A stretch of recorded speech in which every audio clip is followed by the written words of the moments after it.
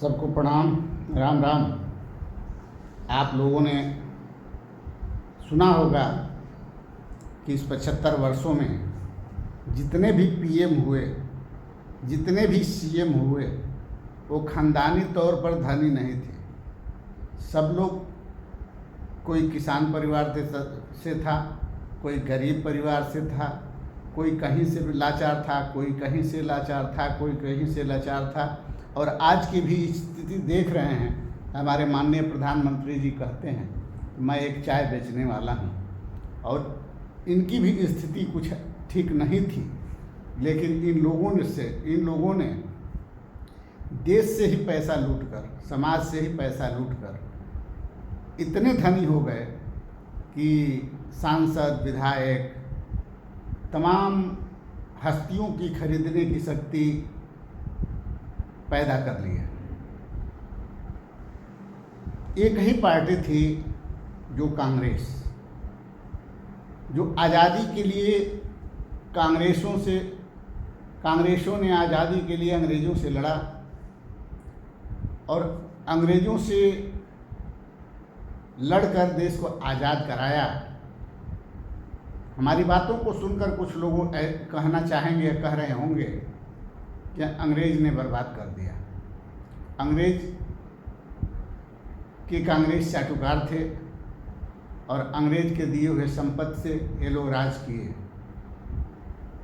मैं इस बात को अवॉइड नहीं करता हूँ, लेकिन इतना ज़रूर कहना चाहूँगा कि 75 वर्षों में उतना धनी आज तक कोई प्रधानमंत्री नहीं हुआ जितना धनी हमारे माननीय पहले प्रधानमंत्री जवाहरलाल नेहरू जी थे। उनके पिताजी पहले से ही धनी थे और प्रत्येक जिलों में, प्रत्येक प्रदेशों में उनके मकान थे। और उस समय वो लोग 200 करोड़ के संपत्ति के मालिक थे, जिसमें से 186 करोड़ रुपया देश के लिए समर्पित कर दिए, और जितने मकान उनके थे वो सब समाज और देश के लिए, कार्यालय और अन्य कार्यों के लिए समर्पित कर दिए।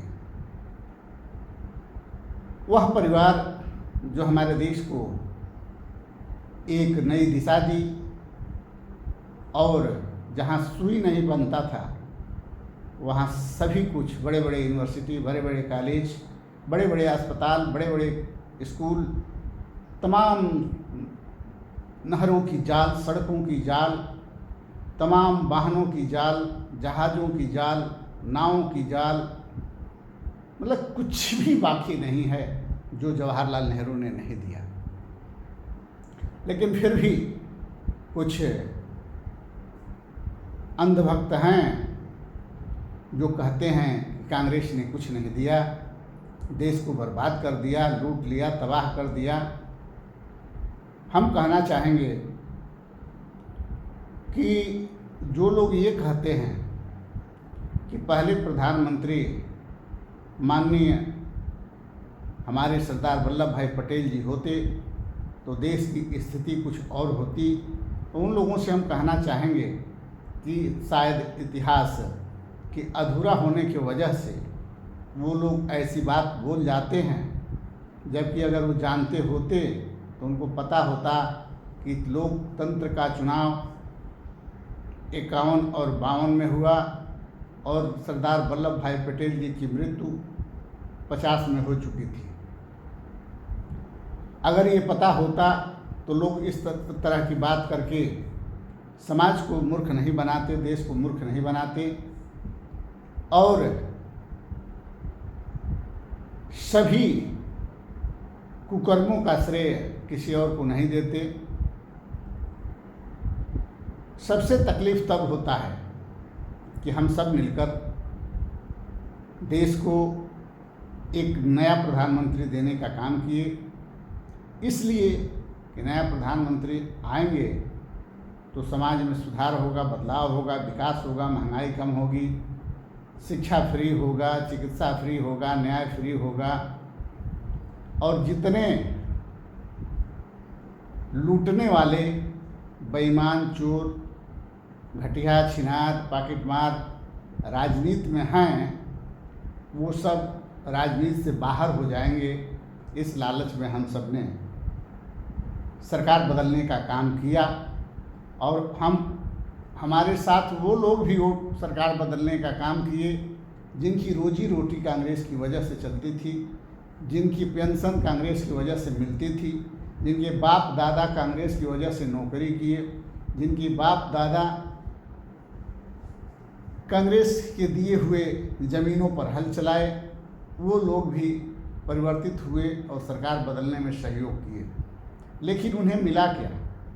उन समाज को मिला क्या? महंगाई, बेरोजगारी, गड्ढा युक्त सड़क, पटरी मुक्त सड़क, शिक्षा महंगी, चिकित्सा महंगी, न्याय महंगा, लूट गली गली में होने लगा। यहाँ तक कि जो वकील 10, 20, 50 में काम करता था, वह वकील हाथ में अगर 500 की नोट देखता है तो छीन लेता है। वही जज के बगल में बैठा हुआ पेशकार 20 रुपये के लिए साइन नहीं कराता है। तारीख पर तारीख मिलती है, अगर जज साहब नहीं आते हैं तो कोई मतलब नहीं, अगर मवक्किल नहीं आता है तो वारंट कट जाता है। मवक्किल दौड़ते दौड़ते परेशान है, पैसा देते देते परेशान है और न्याय की एक किरण झलक नहीं आ रही है। इसी सब व्यवस्थाओं को बदलने के लिए हम लोगों ने सरकार बदला, लेकिन उससे भी बदतर स्थिति हुई जो स्थिति कांग्रेस के समय थी। 2014 के पहले जो भी महंगाई या जो भी महंगाई दर बढ़ती थी तो उसके ऊपर का हिस्सा जो भी होता था उसको सरकार अपने तरफ से वहन करती थी, कांग्रेस अपने तरफ से वहन करती थी और समाज को बोझ से उबारने का काम करती थी। लेकिन जब सरकार बदली, कई बार बदली, तो धीरे धीरे सरकार से बोझ छीनकर पब्लिक और समाज के सिर के ऊपर बोझ रख दिया गया और वह बोझ ऐसा हुआ कि आज किसान खाने के अभाव में या लोन न देने के अभाव में परिवार आत्महत्या, आत्मदाह कर रहे हैं। बड़े बड़े पूंजीपति हजार करोड़ रुपया, कई हजार करोड़ रुपया लेकर भाग जा रहे हैं और सरकार अन्य देशों में ले जाकर उनको व्यवस्थित कर दे रही है। और जो हमारे किसान गरीब निसहाय 20,000, 25,000, 50,000, 1 लाख लोन लिए हैं, उनके घर गिरा दिए जा रहे हैं, उनके घर उजाड़ दिए जा रहे हैं, उनके परिवार फांसी लगा रहे हैं, आत्महत्या कर रहे हैं, उनके परिवार को जेल भेजा जा रहा है। यह कितना बड़ा अन्याय है, इस पर विचार करना होगा। शिक्षा से लेकर चिकित्सा तक, न्याय तक, यहाँ तक कि ज़मीन की रजिस्ट्री, खारिज दाखिल एवं तमाम तरह के उपकरणों के साथ साथ जो जहाँ मिल रहा है वहाँ अधिक से अधिक लूटने का प्रयास कर रहा है और लूटा जा रहा है सिर्फ गरीब, निसहाय, लाचार और मालामाल। और सुखी कौन है? जिसके पास पैसा है। वो 10 रुपये की बदौलत 500 रुपया देकर अपना काम करा ले रहा है और जो गरीब है वो 500 रुपया देकर भी आप काम नहीं करा पा रहा है क्योंकि उसके अंदर बोलने की क्षमता नहीं है, शक्ति नहीं है। सरकार से एक निवेदन है कि जितने समाज के साथ शोषण जगह जगह पर किया जा रहा है, नीचे से लेके ऊपर तक किया जा रहा है, उस समाज को एक बार इन पीड़ाओं से मुक्त करने के विषय में सरकार को सोचना चाहिए। अगर सरकार नहीं सोचती है तो ये सरकार बदलने से किसी तरह का कोई बेनिफिट, कोई फ़ायदा नहीं हुआ। मानते हैं कलंक लगता है कि कांग्रेस या समाजवादी पार्टी मुसलमानों की सरकार है। हम ये पूछना चाहते हैं कि ये 10 वर्षों से 15वें में प्रवेश कर रही सरकार इतने वर्षों में मुसलमानों को देश से बाहर क्यों नहीं की? उनसे उनका हक क्यों नहीं छीना? सरकार के सारे सुख सुविधा पर रोक क्यों नहीं लगाया? अगर नहीं लगाया, नहीं किया, तो हम हिंदू समाज के लोगों को मूर्ख क्यों बना रही है? और मूर्ख बनाकर हिंदू समाज से वोट लेकर महंगाई, बेरोजगारी चरम पर पहुंचाने का काम क्यों कर रही है? इस पर रोक लगना चाहिए। अगर हम मुसलमान को भगा नहीं सकते हैं, हम मुसलमानों से कॉलोनी या 5 किलो अनाज छीन नहीं सकते हैं, तो समाज के अंदर, हिंदुओं के अंदर यह जहर क्यों घोलना है कि पहले इनकी आबादी 3,000 थी, आज 30,000 है, कल 300,000 होगी और हिंदू मार दिए जाएंगे, काट दिए जाएंगे, हटा दिए जाएंगे, भगा दिए जाएंगे। हम सरकार से पूछना चाहते हैं कि वो क्यों भाग रहे हैं? जो पूंजीपति हैं, करोड़पति हैं, अरबपति हैं, खरबपति हैं, वो भारत छोड़कर क्यों भाग रहे हैं? हमने समाचार देखा था कि 51,000 लोग